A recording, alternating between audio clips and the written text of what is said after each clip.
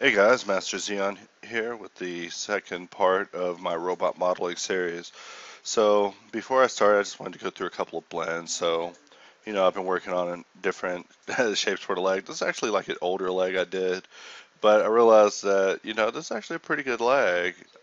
I mean, I could tell by looking at it that the workflow that I used for it is, a little different back then, but still a good one nonetheless.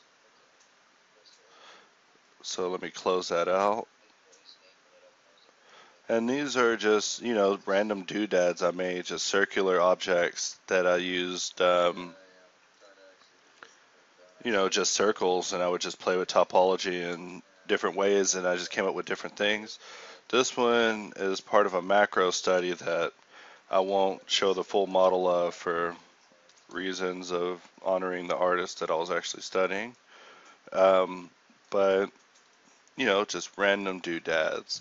So these things are really easy to make and are fun to make. I mean, you get to go in, experiment with topology, and just make sure that whenever you do it,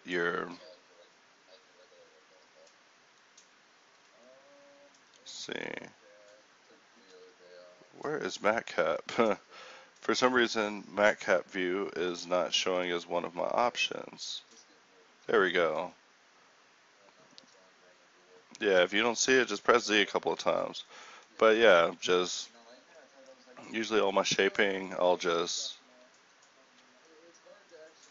test out just different looks for it, judge the smoothness as well as adding inset cuts. Let's move it on to the next file. So, as you know, I'm obsessed with making robots. I always am making some sort of robot. This one, people reviewed it and said that, the face looked very smush. So, just another one for the scrap pile. And so, robot heads is something that I've tried to make several variants on. This one came out looking very S&M, so I ended up not going with this one. So, the story behind this one.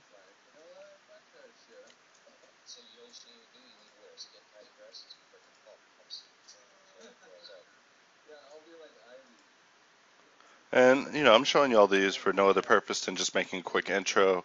There's another hard surface study I did. In fact, I sculpted a face and then went through and transformed it into a robot just through sculpting. So you'll see me discuss this later on in the video, just, fleshing things out using sculpt. But as you can see, no commitments were made, just the shape was established and the forms, and then I just went through and retopologized it. But the result for this one I was especially pleased with. This is where I finally got a good grasp on making these segmented pieces actually connect. So on to the next one. So this one, of course, was, the first one that really inspired me, just my robot mask. This is actually part of my Google Plus avatar, but I plan on doing something a little more in depth than this sometime in the future.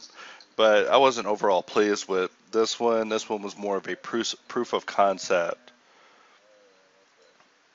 And then finally, I made a series of stages for this robot model that, I go over. I mentioned that too, just how I need to have my models on pedestals looking like complete models instead of just random people standing in space without a scene that even has anything to do with them. So this, I just played with simulations and tried to make some bricks, but just another proof of concept. I plan on, making something a lot more in depth, but I did also make other pedestals. Like this one was too X many, but still a nice pedestal. I mean, with Blender, you have tools that are just amazing. Like here we go. So I'm gonna go in under extra objects, under misc objects, and just add a large honeycomb. And in T-panel, I can change my rows. And if you don't have those extra objects, that's an add-on in Blender that I think comes by default. But that isn't what I'm showing you here. So this is a circle, right? So I'm just going to scale it up, drag it up, while the circle's selected, shift select this, go in edit mode and click knife project. and press P to separate that selection, and bam, that is a Boolean slice done via the power of knifing. So this is a tool that I was really psyched about. I mean, I could just come in fact, not even delete the circle, maybe keep the circle, and just bat out. And, add a solidify on this thing to give it some depth. Put a bevel on it to, catch the light a little better.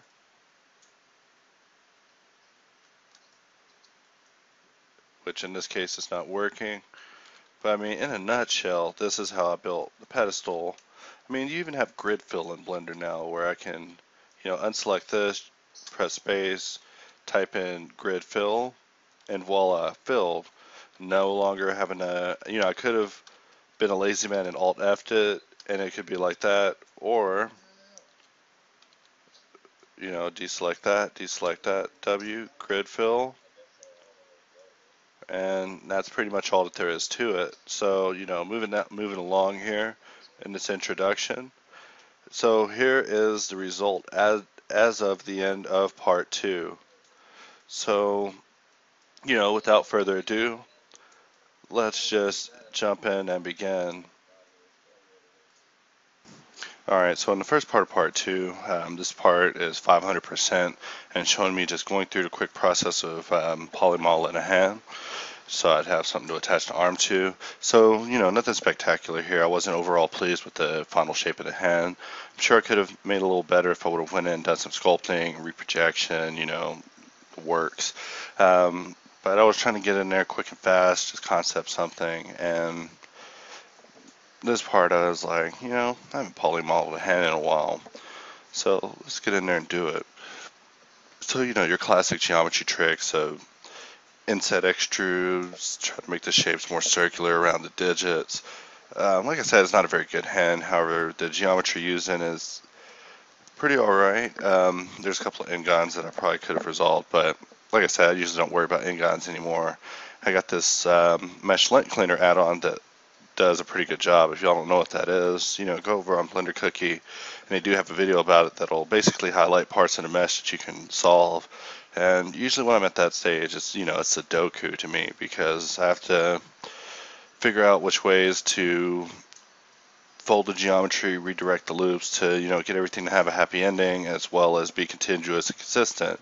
So if you are trying to brush up your topology, there's a really good thread over on Polycount about that.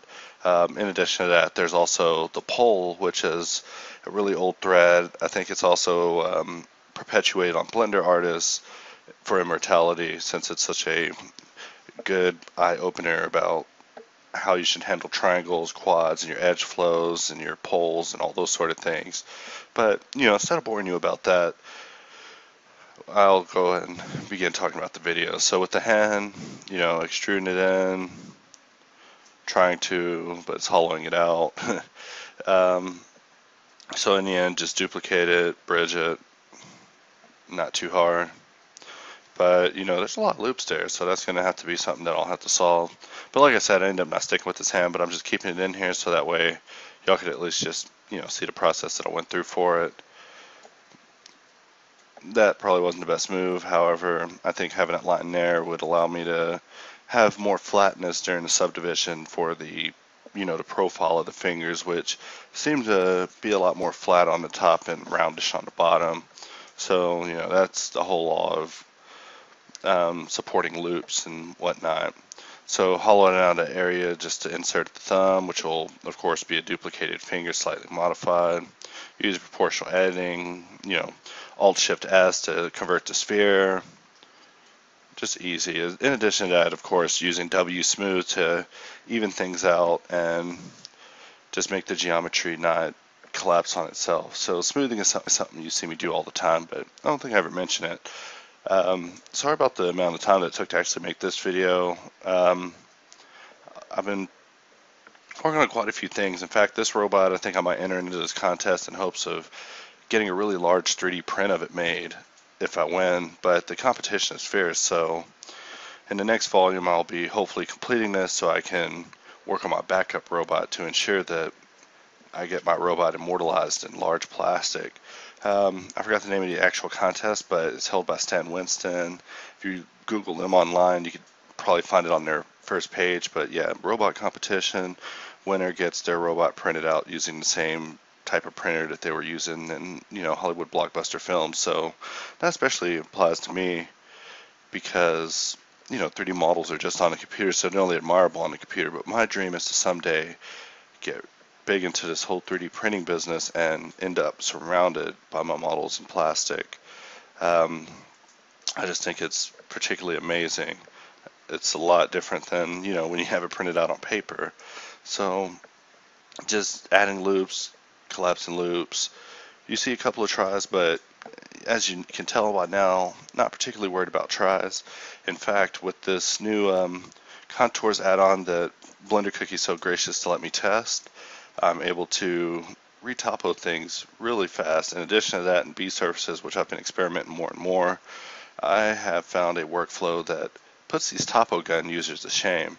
Watch a lot of people use topo gun, and they, hours later, are still using topo gun. And me, I'm all about speed. So my goal is definitely to get in there, get this done, get out, move through, have a finished product, have the topology, maybe come back and deal with the topology, but in the end, have what it is that I aspire to make, looking back at me.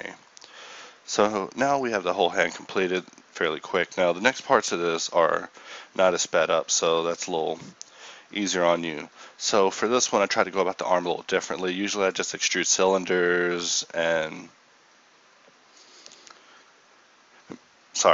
usually I just extrude cylinders, just reshape it, try to get the bicep, the tricep, and the deltoid in there. But on this one, I tried to do a closer study of just some various pictures I was looking at on Google of just human arms to try to use the solidify with snapping to maybe capture the muscles and then maybe use the power of contours to see if I could easily just stretch around it and just get that shape.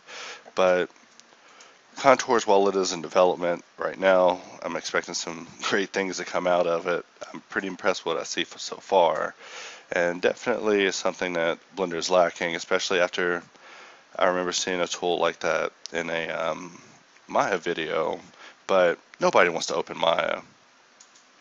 Nobody. In fact, I've been trying to learn 3ds Max, and the program just takes so long to load that I've just lost ambition for it. I was hoping that that would be my leader in my professional workflow, but it's just not working out. So snapping is something I talk about all the time. Y'all know it's whenever that magnet's turned on, whenever I click that button right next to the auto merge to allow it to snap on objects and project snap instead of the other one when you turn it off. For some reason the behavior of the two are different. Can't really explain that, but just take my word for it. You want to click that button. So retopology in Blender is easy. It's so easy. Compared to other applications, if you're a master of the vertice, then this is the ultimate retopology application I found. You just come in, add a plane, delete the plane, just start just clicking on things and you'll see points appear. Turn on B surfaces and, change your grease pencil to be colored and stick to the surface. And you can just draw geometry live quickly. So there's no excuse to not be utilizing these powerful tools, well, maybe except for contours since it does cost right now. So I just go through and pretty much just retopologize over the muscles. In the live panel that I was going with, they quickly made me aware that the geometry is not optimal, not the geometry, the form is not optimal for being reminiscent of the human arm and its anatomy. So it isn't, this particular piece isn't something set in stone, but I thought I'd go ahead and show y'all anyways, just to show like the kind of things I'm experimenting with. But someday I hope to be the one that brings Escorche to Blender. I've been spending all week just pounding on these sculpting tools, and I get better and better with it. I mean, there's definitely better sculpting packages. Admittedly, I mean, ZBrush is considered easy mode when I sculpt because the move tool works. The move topological brush, the trim dynamic, the H polish, the pinch, all these brushes, the brush modifiers, the alpha system, it is beautiful. But mastering it with Blender is a lot like being able to say that you could build a plane with a butter knife. So, I kind of want that. And on top of that, it's kind of easy to deal with. Your pipeline's pretty simple if you just stick to the same application. So keep in mind that I've been using cycles for this. However, what you can do in cycles is go to the internal for just a moment, turn off the notability of your material, go in and set the transparency of the material, just as if you were using the internal system, and then go back to cycles, and for some reason it will retain that and allow you to set the transparency in the viewport by clicking transparency in the object panel. So if you don't know what that means, just try it out. But I thought it was a pretty good workflow. I mean, I plan on actually coming back and doing another video about a car. However, this time I'm going to try to use a completely different workflow than curves, but well, spoiler alert, it'll be sculpting, but this will be definitely a key component. So between this video and the last video, Blender has added this thing called hidden wire, which if you click it, it'll make everything wireframe when you're in edit mode, allowing you to retopologize a lot easier. One of the much needed features from the last one that you didn't have. I mean, Blender is definitely good for retopology, but there are some small caveats that I think could be improved. In fact, if they could just get the geometry to lay on top and actually show the edges on top without me having to use X-ray, I would be set. I would say that this is the ultimate application. But as far as ultimate, it's getting there. I mean, for a free program, it's definitely far beyond what I would normally expect for it. So just continuing shaping the arm. But as you can see, the topology for it's fairly alright. I mean, for something following the arm, because I want to come back and do some things about drivers and action constraints and their applicabilities as far as rigging transforming mechs. But that is for another day. Just keep in mind that I am definitely working on coming out with more material. So I thank all of you for your views. I mean, the last video got over 1,000, and that is in itself quite an accomplishment. I mean, to have that many people listen to my lectures is definitely a milestone for me. And first and foremost, I'd like to thank my YouTube audience. I mean, I've already hit 2,000 subscribers, and I already had an event planned for that. So I am definitely working on some fan service to all the supporters of my channel who has pushed me to not only continue making videos, but also sticking with 3D, because it gets frustrating. I mean, the more you study anatomy, the more frustrating it gets. The more you try to understand bones and rigging, the more frustrating it gets. The more you try to sculpt, the easier it gets, but there's always these curves, these learning curves. So now we're in part two. Part two, so the arm that you see on the left is just a proxy. You don't know where it came from because you didn't see me make it, and that's because I made it off camera and just used it for posing purposes.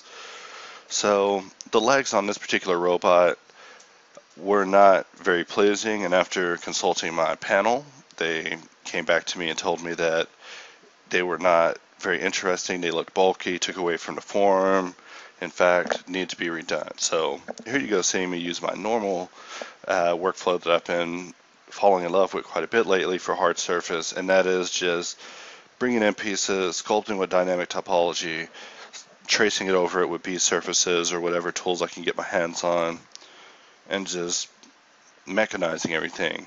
So I do plan on making a video very soon about just my personal introduction to hard surface modeling. I know that there's a Blender cookie video on it and several other videos, but mine is a completely different take that'll just focus on the techniques and hacks that I use personally. So expect that hopefully before the end of this week. It's something that I'm also getting tips with other people on, just to make sure that it's the best darn hard surface tips video I can make. But in case you can't tell, my angle's always definitely been to try to go for something a little bit different, and try to make a tutorial that there's not 1,000 of. I mean, you don't see me teaching you how to make a cup or never mind. Alright, so he needed a robot crotch, check, and he needs some legs, so everything's just kept simple here.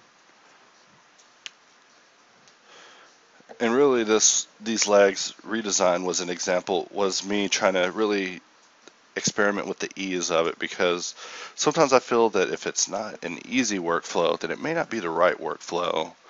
I see these videos where, the professionals in the industry are talking about how to get it done, and they don't sound like they're breaking a sweat. They're just like, swoosh, swoosh, masterpiece. And I'm trying to work on that. So, more shaping of the legs. Now, keep in mind that at the same time, I'm also on ZBrush Hangout, which is one of my favorite pages. If y'all don't know about it, y'all should definitely come check it out. While it has the name ZBrush in it, you can't really make a site that's exclusive to just one program, since the art creation process these days is a pipeline of sorts. So definitely come check it out sometime. I mean, great tips, awesome knowledge, fantastic cast, and there's always someone there.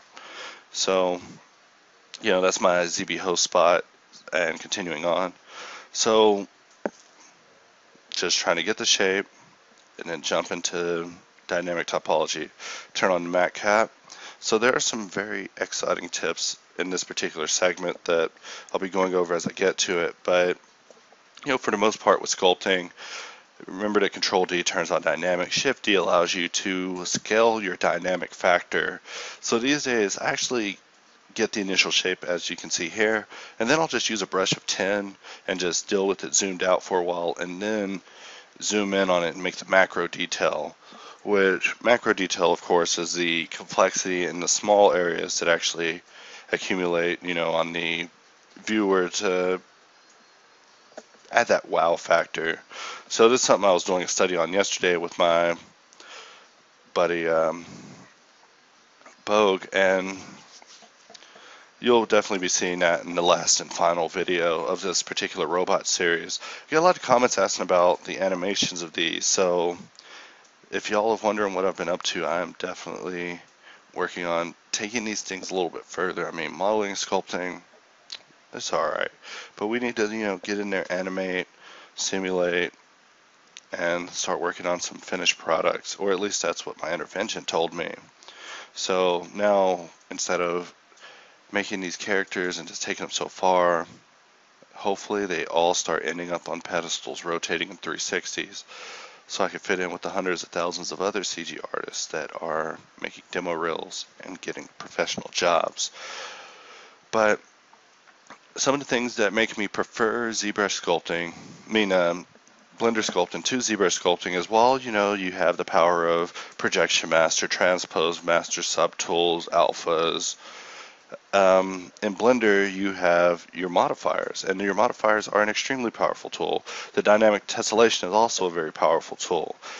Instead of dividing the whole model, you can just divide an area. You can just focus on that area, and you can do what you want with it. I mean, for these things, for these robots nowadays, I just come in, start just getting the shape, and just cutting cuts in it. I'm not even going back and polishing it, because I'm going to show you all an exciting tip on how I've been handling, these segments actually fitting together. But I mean, in Blender, you sculpt, it gets dense. You can even exit sculpt mode, add a decimate modifier, set it to 0.2, retain most of your form, and just simplify it vastly. And I will go through sculpt, decimate, and then before I go back into the dynamic tessellation, I will go in with the grab brush, make large proportional adjustments while the geometry is simple, then use the dynamic to try to zoom in and hone those details to really fit. So, that's pretty much my workflow in a nutshell when it comes to sculpting. So I'm not trying to, come in, bust out with this epic sculpt if I know I'm just going to retopologize it. I just want the forms there, because once it's retopologized, I can do large shape changes and all those good things just on a whim without any effort. But pulling this thing in the right direction might require a bit of zooming out, might require a bit of magic, but it's possible. But if you just get it in a lower form, I mean, look at this. For example, this is just a robot leg. I could have just as easily used the contours tool, traced all the lines, reproject using shrink wrap, and bake normal maps and displacement, all that, and try to call it a day. I mean, however, this is a not very attractive leg, and for personal reasons that are fairly understandable. I chose not to go that route because I need these panels to definitely be separate.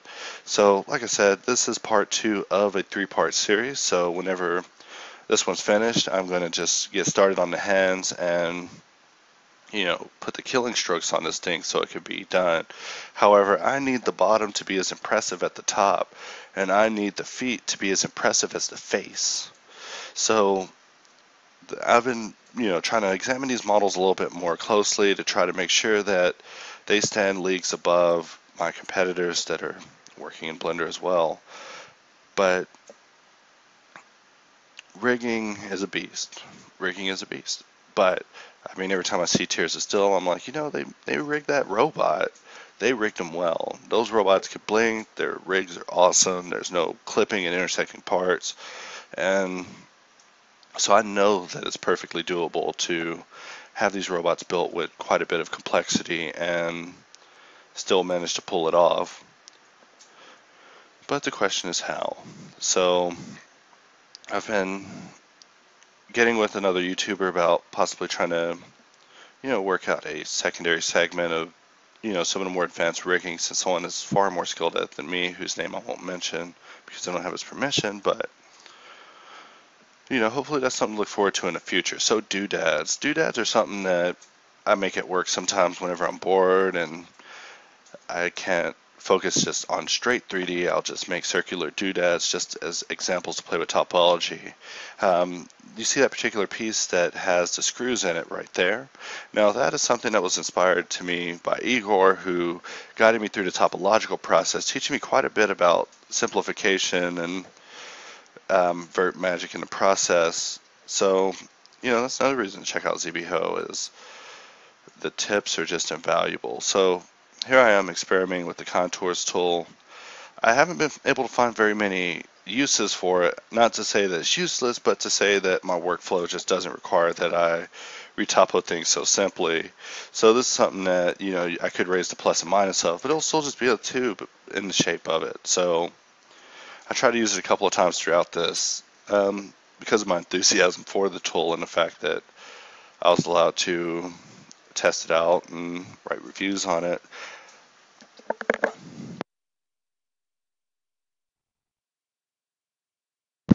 But like B Surfaces, while it's in beta, I'm assuming it is currently for sale, so that's something you'd have to buy off a Blender cookie. And I know as a Blender user, you're like, no, I don't want to buy it, but why is it not free? And I could just imagine all of your arguments, but after hearing their plans for using the money with the development costs, try to advance it, I definitely understand. So with the leg, first I try to solidify, separate. This is one of my particular workflows, is where I'll just use solidify, turn it off in edit mode, and separate pieces out, and I'll just auto solidify, auto bevel using the modifiers, and thus give me that hard surface look very quickly. But there are some caveats to this, and as you can see, making a leg match up with the sculpt using contours would have required me to do quite a bit of edge work. So I do end up deleting it and just going about it the original way, but I just want to show you all the wrong way first.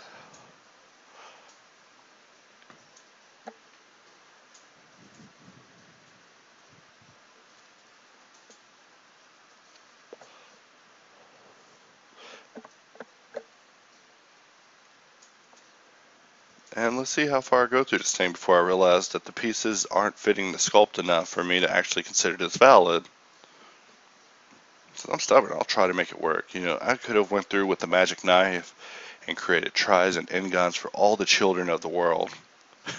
But I'm glad I didn't, because it would have required a lot of cleanup, or I could have left it alone and looked at a model with a bunch of secret pinching and triangles causing, messed up things happening to my sub D.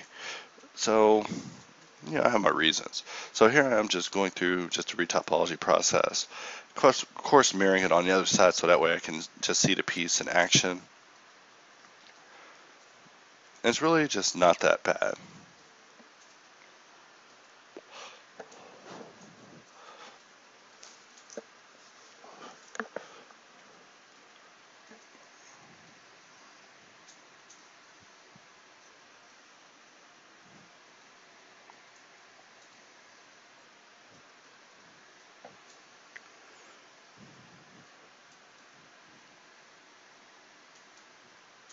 and just breaking pieces off so I can keep the mirror and all the modifiers and just build all these pieces hopefully just interconnected.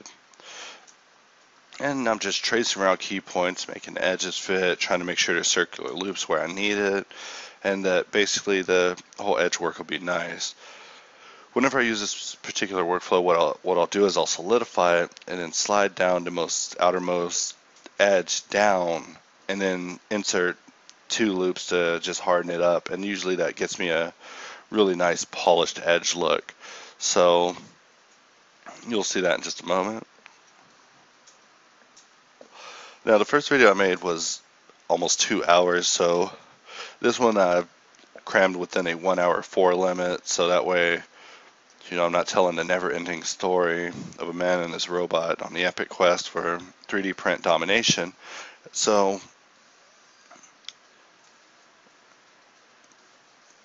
this one, of course, is very sped up, but in the hard surface intro, I'm hoping that I can just go about it at real time so I can just explain the technique slowly for beginners. But I mean, I assume that if you're watching this, that you're probably an intermediate user, just trying to find tips to, you know, improve your workflow and try to take things to that next level. But the first battle of Blender is understanding the keys. But I have learned through the process of trying to teach other people Blender personally that Blender is very hard. And if they've used any other program that wasn't Blender, they're going to hate Blender. It's because of the way that Blender's made. They can't get over overlapping windows. I mean, I read threads all the time on the internet where people are talking about how horrible this program is.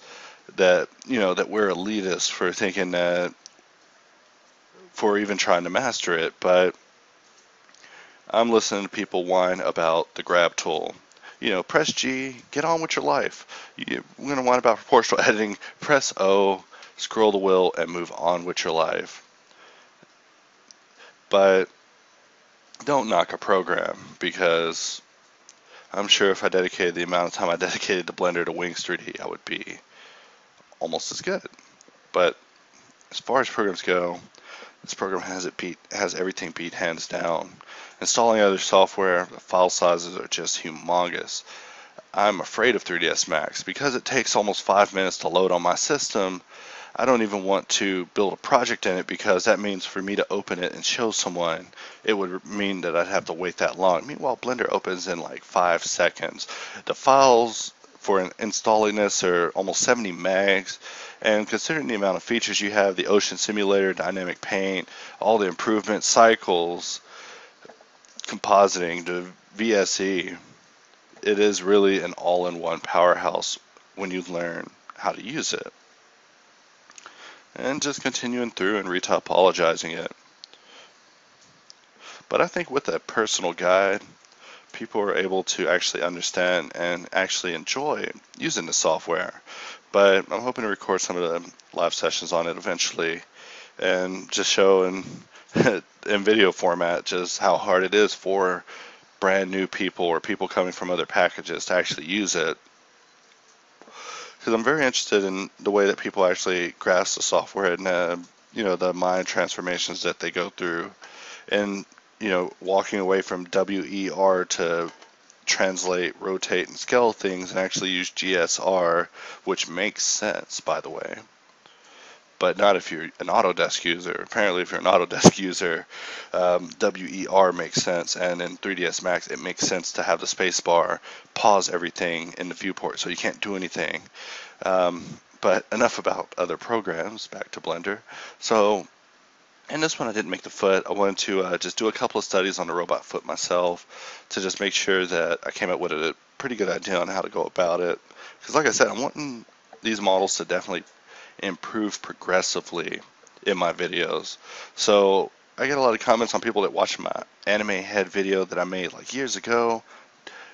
Don't watch that video. It's super old, techniques are old. I'm way better at it now.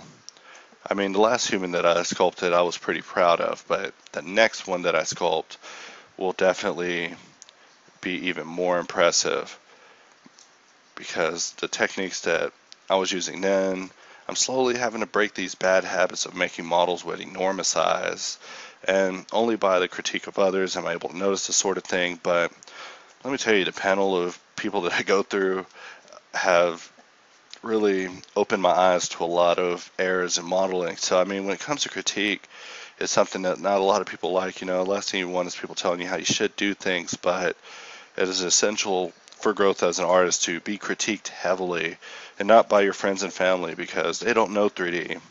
They just will say it's great, it looks great. I couldn't do it if they're looking at it, because they probably can't. But for us, we need a level of detail, or at least an understanding of the anatomy involved, before we can begin to deviate from it. So here I am with the solidify, setting the thickness, and saving this out.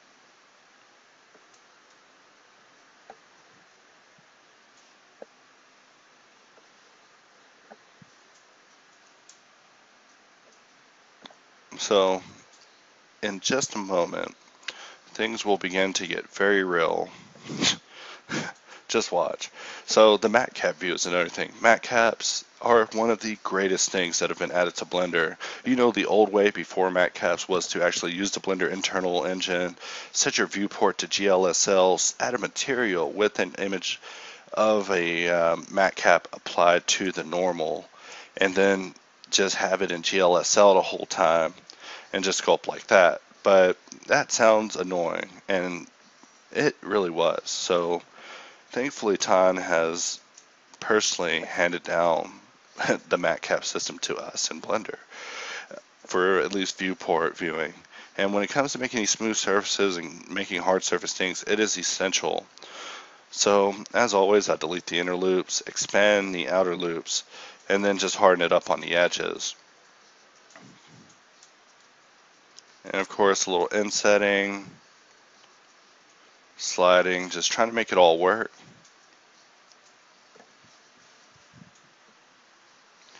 But I mean, at this point, proportional editing is your friend. If you're trying to snap them together using the edit mode, proportional editing is your friend, especially when you turn on connected, which only pulls the vertices connected to it, allowing you to move things as separate and whatnot.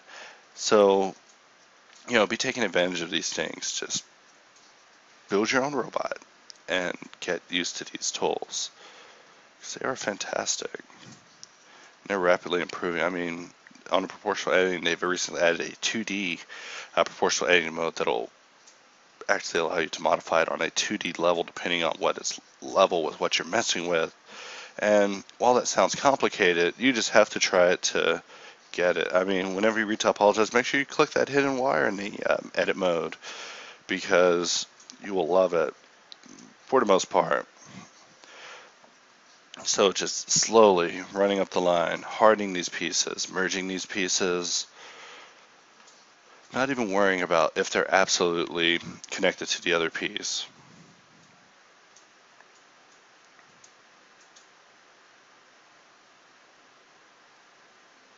And the loops tend to get a little thick here, of course, because these forms have to be hard. I mean, I could use creasing. If I was in Moto, I could use the vertex weight tool.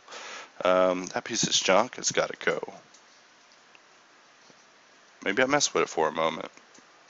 Looks like I am. This piece is useless. Had to be deleted. But I don't know that yet.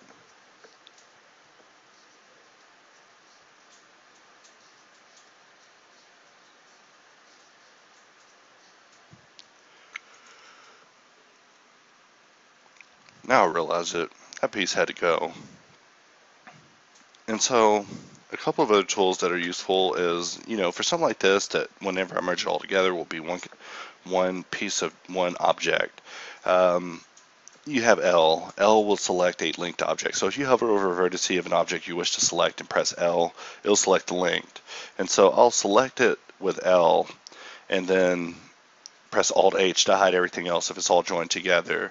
Or I will do that same thing and then go back into sculpt mode and hide everything in edit mode, allowing me to only sculpt that one piece in sculpt mode, which is a very important tip. This is something that I only found out recently just messing around by myself. Like, you're sculpting a human face, you're in matte cap view, you want the eyes also, look like the matte cap, so you merge them together, but make sure you hide the eyes the whole time so you don't accidentally deform them while you're sculpting. That's a darn handy tip to have there.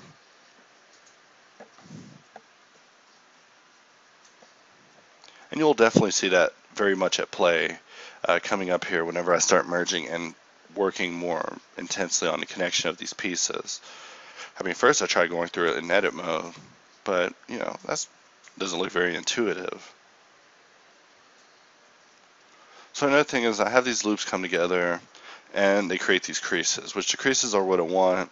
Otherwise I would just use a bevel on just the edge in that area that's getting smoothed by the sub D.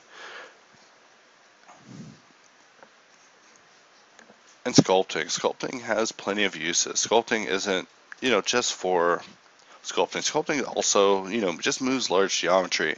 So sometimes I will go into sculpt mode and edit mode. I'll just shift back between sculpt and edit, beveling, subdividing, insetting to add geometry, and then just go and sculpt it because the grab brush works a lot quicker than the, selecting and using proportional editing.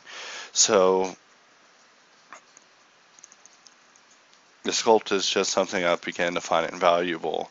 I mean, before I used to think it was a joke. I'd always say, I'm never sculpting in Blender. But after they added the dynamic tessellation, it has completely changed my approach to just building objects in general. I mean, I can come through and make things so much faster than I could previously. And right here, I realized I had a piece hidden. So all those were creating end guns. So after unhiding it, I'm able to finish it. And just using the matcap view, I'm able to see the smoothness of the object. And this is something that I think finally set in thanks to Klaus Kuhnen on Google+, who did a very nice car concept just using Blender, and using the matcap view was able to just see the smoothness of the surface, and it helped him concept it, and I just found it particularly inspirational. So if you are watching, shout out to Klaus Kuhnen. So now sculpting to make things connect. The important thing about this is, like I said, you can go in edit mode, use L, select a linked piece of geometry. You can use select divert or just hover over one and then press L or Control L, and it will select the linked geometry, or whichever one is connected to your selection, and then you can press Alt H and hide it, and it'll go back into sculpt mode. You'll see the object, but you can't sculpt it. And you can alternatively use the mask, but the mask doesn't show unless you go out of matcap mode. So I mean, if there's a shortcut that I could use to turn matcap mode off and on, then I would probably do that and use the mask a lot more, but I only use the mask whenever it's particularly essential. But in ZBrush, the masks are just invaluable, mainly due to their increased level of functionality that they provide. And as you can see, I'm shaping it all together very quickly, very easily, without hardly any effort, and the creases are kept, and the smoothness is kept, surface continuity is kept, and everything is just flowing together. I mean, these are some sexy legs. However, whenever I asked the panel about them, their responses were that they did look very feminine. So you'll see me come back and make some adjustments to try to just add more to the style factor, because I can't have my robot running around looking awesome up top and then be on some girly spider legs, with shapely thighs and buns, So another question I got quite a bit of in the comments for the first video is the paint materials. So the paint materials, I downloaded them off of BlendSwap. There's a file that's fantastic that has a great node setup, and then I just modify that. And lately I've been experimenting with not even going with these dango paints anymore. Now I want matte finishes and wood grain. Just kidding, not the wood grain, but just other surfaces to just try to emulate some of these better artists that I've been admiring and stalking very closely and soaking up tips from in hopes of overtaking them. And the pieces all connect so easily. So this is something I think all of y'all watching this should just try yourselves. Just go out, sculpt something, retopologize it, and just see how easy you can slam these pieces in each other. You start putting latches and rivets and playing with the UVs. I mean, UVing this thing was a dream, and that's all because of how it was built, with no internal without the whole internal faces that you saw me delete throughout this whole creation thing, I'm able to just select this whole thing, press U, maybe go with Smart UV Project if I want my UVs to be segmented and mentally ill, but otherwise, just a dream. So I thought the legs were, looking pretty good, but that was just me with another case of sleepy eyes, where I've been looking at it so long that my eyes are just like, that looks good, and it actually doesn't.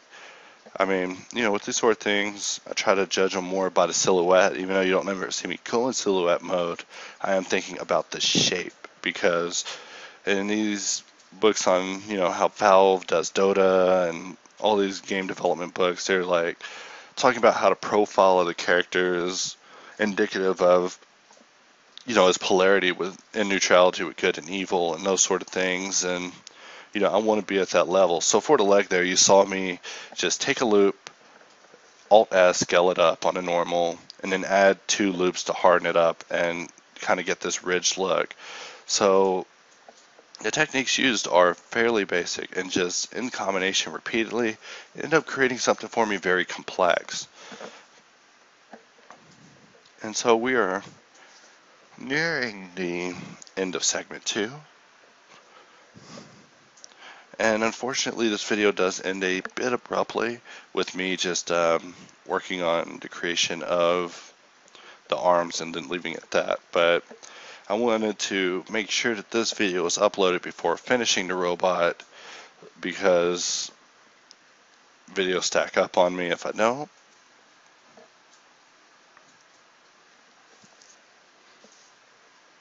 And so the latches that go on the back of the legs are something that I'm still trying to figure out. However, I may go for just a ribbed look. However, there are some assets within the original legs of this that I liked, like the wires, and I think I might use that to fill in some of the blank areas here, because you can't just have a robot possessed by the soul without any internal filler parts.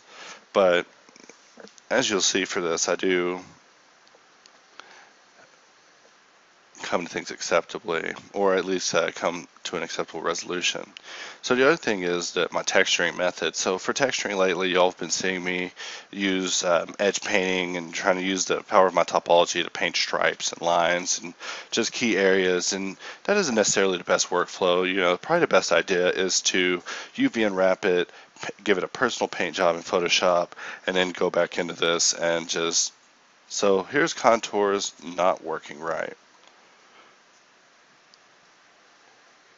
So I'm just looking at the legs, looking at the old legs, comparing them, bringing in the sculpted legs. And so I do a trace of the old legs, that works well. But here you see one of the small caveats of contours where it just doesn't quite wrap around segmented geometry, which there's a lot of ways I could have fixed that and just, subsurfed the first one that I got off the original legs, and then use shrink wrap and then keep up in the sub D till I got to where I wanted, but I didn't want to go that route.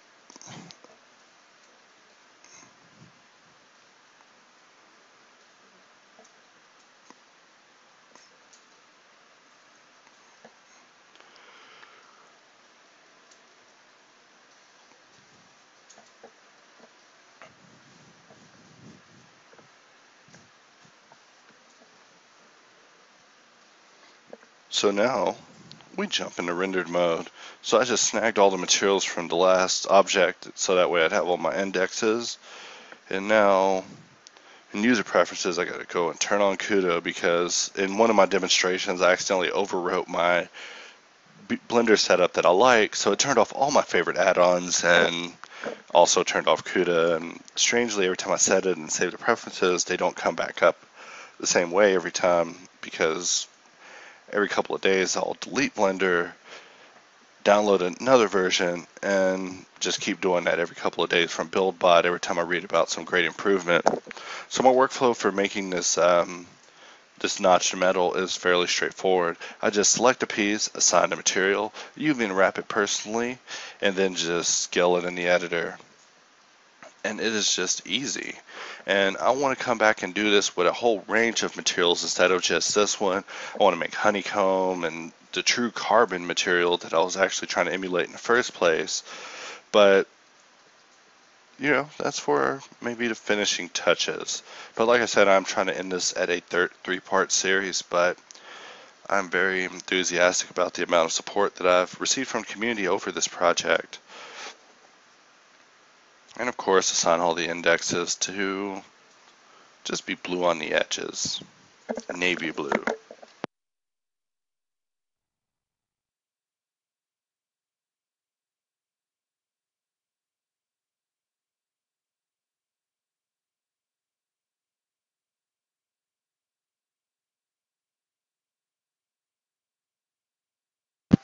Try to do this cross selection thing to try to make it look more interesting.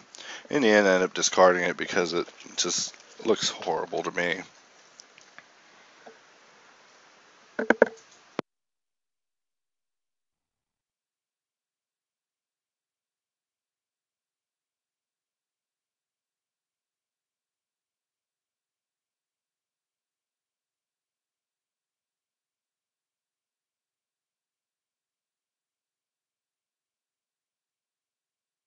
Now, in the render mode, I think this is a very nice looking leg.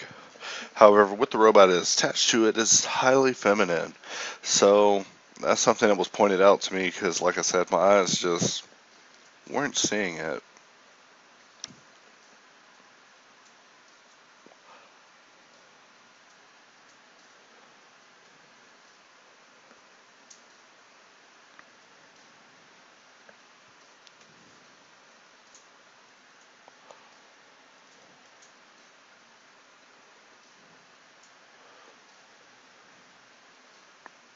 And the crack paint as well. The crack paint is something that I ended up removing from this one and wanted to take a more specialized approach for in the end product.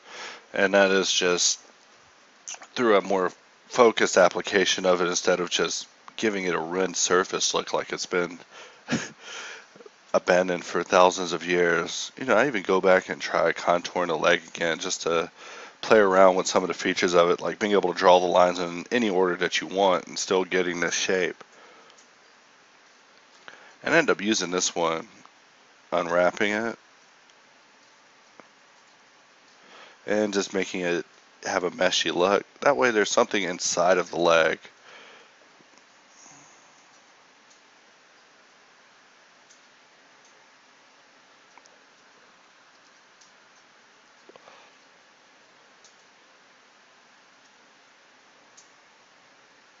And that just helps fill in some of the cracks even though his butt is showing. Um,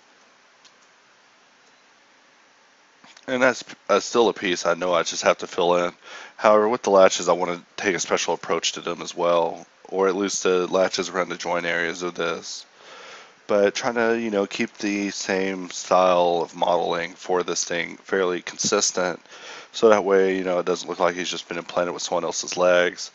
So I played with the pose for a minute, and of course, with the crotch, some work is needing to be done.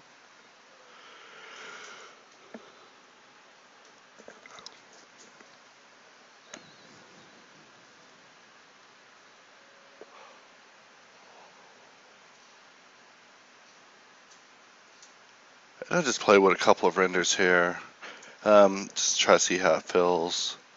But just keep in mind that at the same time that I'm working on it, I'm asking some other people live, what can I do to improve this thing?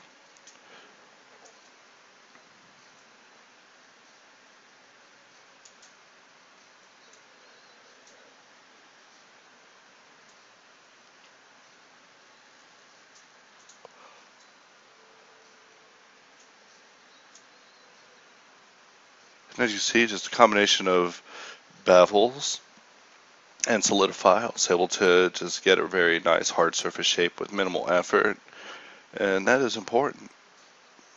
Ease of use.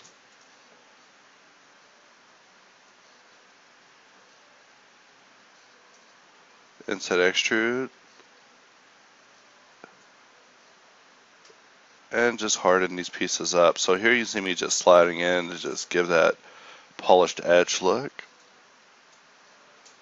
to really improve the AO map. You know, these little cracks and crevices will catch so much information, allow me to composite a much better result than if it was just some smooth circular piece just thrown in there.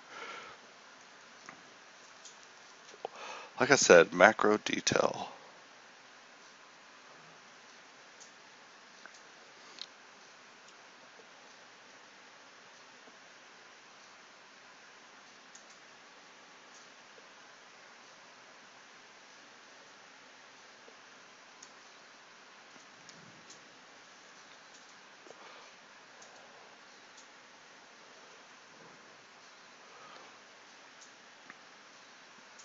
So I had this bright idea that I should make his crotch emissive, but I do play with the bevel. However, the bevel was very unpredictable.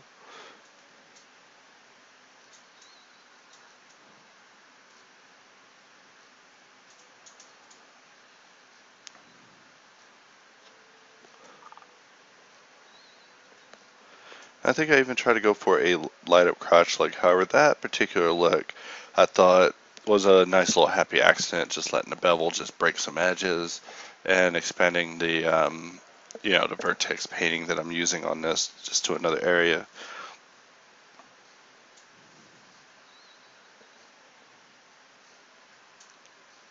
And I even decided to give him a light up crotch and just play with some test renders just to goof off.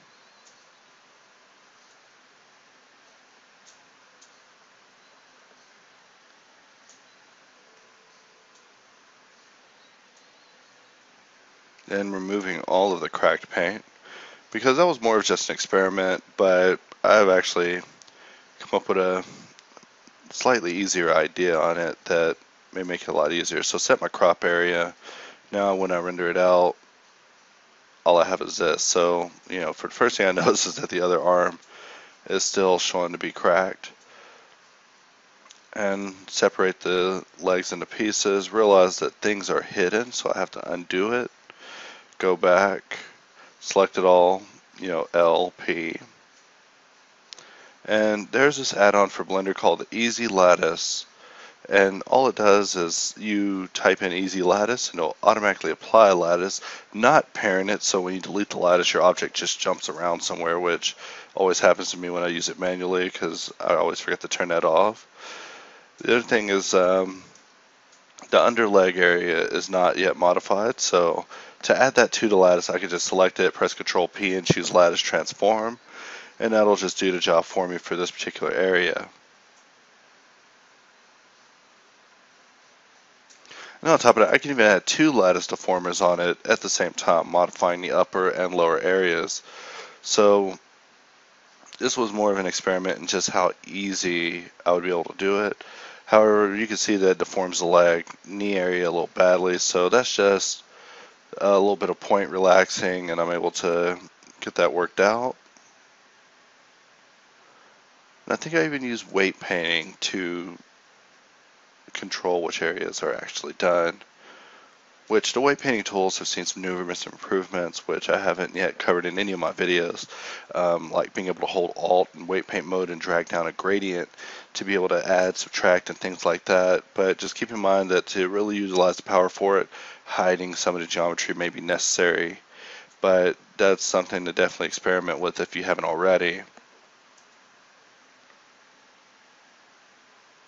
And add an easy lattice to the leg area, to the upper leg. And as you can see, it's moving the other leg a little poorly, so that's because the lattice isn't above the mirror. And then I'll mirror the results that I do on this side. So it's easy control. Using Sculpt, I was able to get all the pieces to connect, and using the lattice, I can just move things uniformly. Keep the color consistent. Get rid of that cracked paint.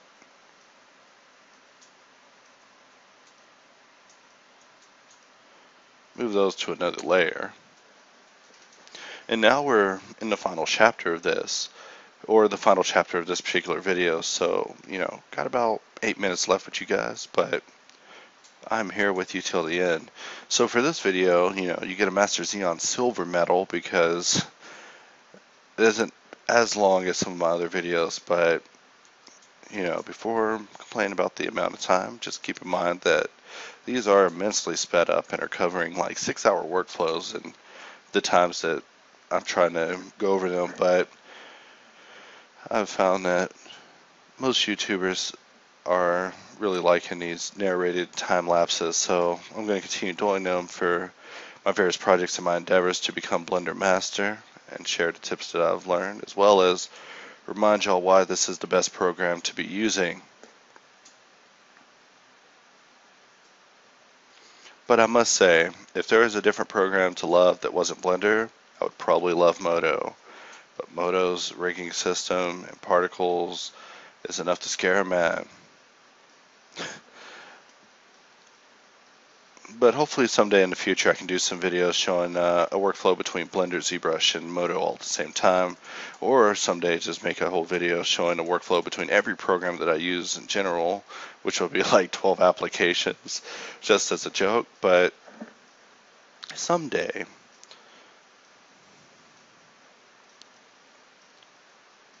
So now I'm just comparing the legs, just see how it looks. Meanwhile, people are telling me that the stance is weak.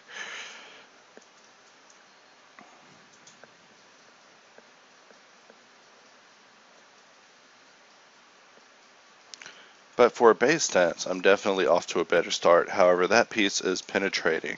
So it's either do something about it or let that piece go. And the arms, keep in mind, are just placeholders. So I haven't really came up with a final plan for them. I was just kind of just freestyling it with no concepting whatsoever.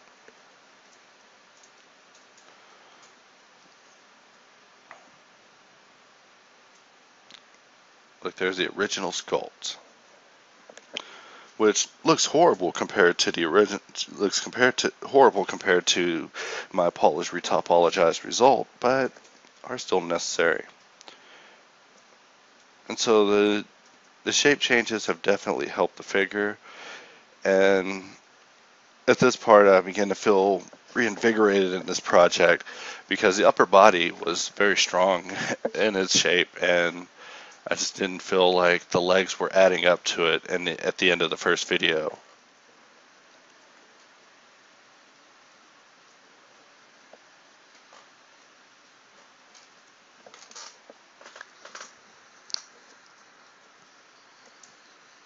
So this is an arm that I made. Just I was thinking at the end that I would make him have like this extendable grapple hand that would launch out with wires and grab women or whoever. But I haven't been able to find a way to fit it in. I think the cylinder's too big. That was another fist study. So here we go. Back to the trusty arm from the beginning of the video. And so for this, it actually ends rather boringly. I apologize, but I do jump around for a minute.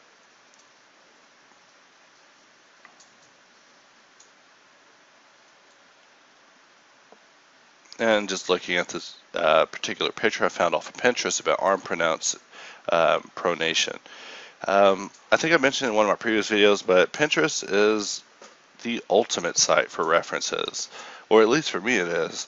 I mean, the art on there is inspirational, the references are inspirational, there's no watermarks. I'm not ending up with these stupid wallpaper sites like I do whenever I go through Google.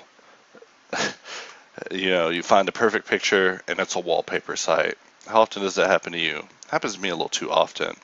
But Pinterest is definitely my favorite go-to place for just images to get me inspired. So I'm just going through trying to sculpt in some of the details that, of course, I'll be retopologizing over. But I didn't want to make the arms too human while the body is too mechanical, but there are some shapes necessary. So in Blender, making a dam brush is a matter of just taking your regular brush and just bringing that curve in. And in fact, I found out that you can hit that little wrench on the curve and change your handle to a vector, which will give you even more power in damming that brush and making it a dam standard, or at least something close to it. Dam standard is one of the brushes in ZBrush that I like next to the mod cut as far as cutting in details. sharply while pinching the edges, which in Blender it doesn't pinch the edges, but it looks good enough. So it's coming in, trying to polish some details, just looking at this arm picture, and just worrying about the connections.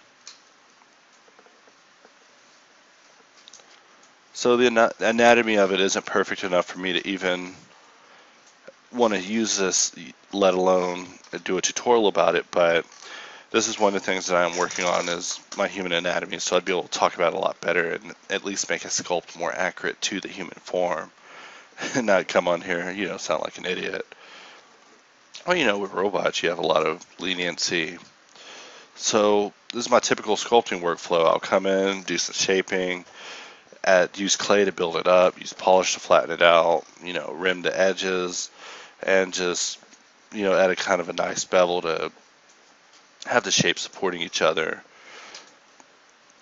But just know at this part, I was receiving a lot of critique on what areas I should be improving. This part looks bad, that part isn't real. What kind of anatomy are you using? You don't know what you're doing, that sort of thing. But arms is something that I have not yet done a true focused anatomy study on, which is something I'm working on even now. Not even tried looking at my own arm, get a better idea of what I should do here. So dynamic topology. Also, it's important to remember that your detail depends on how far you're zoomed in. So if you're trying to sculpt macro details, just zoom in there and do it. It's one of the things that makes me actually love the improved sculpting functions of Blender is being able to just zoom in and sculpt detail where it's needed. And the decimate isn't so hard on it whenever you put the 0.2 in there, which is just a magic number for me with sculpting. I'll sculpt, decimate with 0.2, keep going, and sculpt more, decimate to 0.2, and keep going. And it is very fast. I mean, you could also go along with it and not decimate if you have a computer that, is that powerful. But for me, I see a little bit of slowdown after these things start getting kind of dense. So that usually tells me it's time to decimate. I mean, I can see it in retrospect that these forms are horrible. Horrible, horrible. In fact, why is this in the video? I just wanted to just end it out showing the process in full.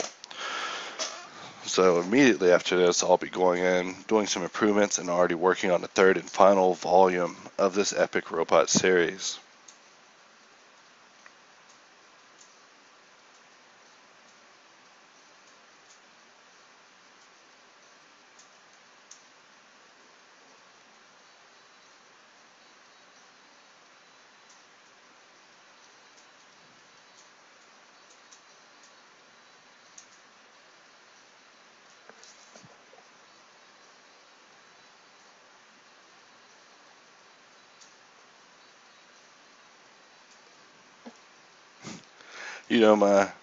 My least favorite comment I get whenever I'm talking it over with my other much better artist friends is they always ask me, am I looking at reference? And I'm like, I'm looking at the picture.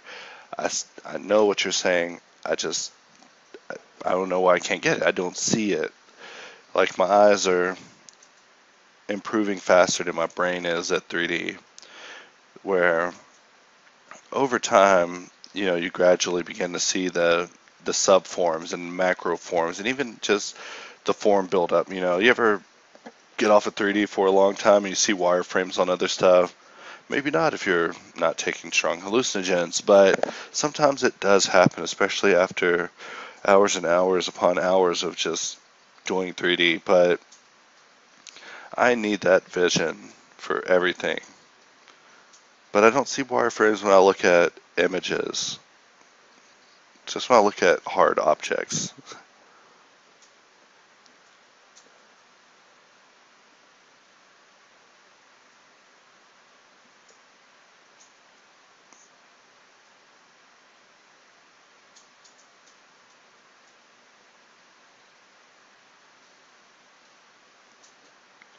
So the hand, in lieu of the body, is an atrocity.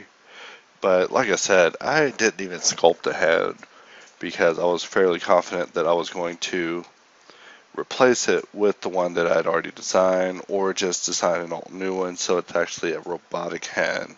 But you can't give a robot a human arm, or maybe then that would make it a human in a robot suit, or just a human in a metal suit, I guess. But technicalities aside.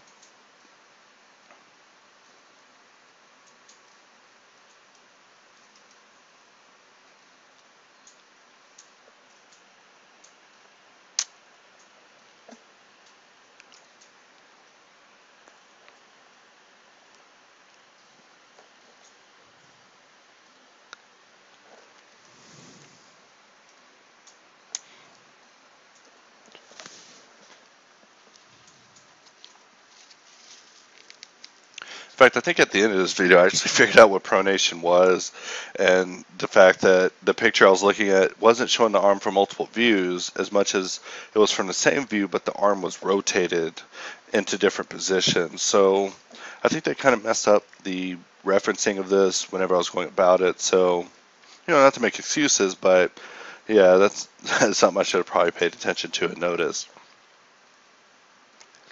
Now, this particular picture is one of my favorites, just showing the arm in the muscular forms, showing it in the simplified planar forms, and then just in an even more simplified form of just showing the rhythms. But these kind of pictures, if you're trying to get a better grasp on character modeling, you're going to have to look these up because cylinders aren't going to cut it for an arm.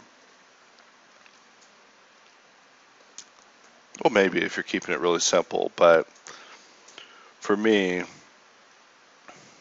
I need that level of understanding. But this video is concluding, and so in 2 minutes this will be over and you'll all be free to go. But before I go, I would like to once again thank you 2,000 subscribers for subscribing, staying subscribed, and continuing to watch my videos and support me on my artistic endeavors. And it has definitely been a pleasure to serve you, YouTube. And if you're a new user, just keep subscribing. And if you have any particular requests, just let me know, and I'll be more than happy to give it a shot and see if I'm capable of making a video about it for you. But my goal with tutorials is definitely to try to find a way to be unique and get past all of the normal tutorial garbage that I see. I mean, if I see another video about how to make a cup, I will lose my mind. Or, I see some of these videos where they demonstrate Blender and they just use the worst materials. I just feel that these videos just kind of give us a bad name. I mean, for Blender to truly be accepted, we're going to have to just blow them away with every piece of work that we make. And so here I am, and ending the video with me just goofing off with contours. If you're not familiar with what contours is, there's a post about it on Blender Nation. There's also the people over at Blender Cookie are the ones that are making it. Here I'm experimenting with the shrink wrap and levels of subdivision, like I was telling you, just reproject. I mean, you have these same things in ZBrush, just as different names, but in Blender, for some reason, it's just a little bit easier for my computer to use it. I mean, here I am just pulling it around, trying to, relax some of the shapes and actually get the form a little bit closer. It is powerful. You got to get in there and just try these things out. Just experiment. Modifiers on modifiers will set the world on fire. And with that, this video is concluded, and happy blendering.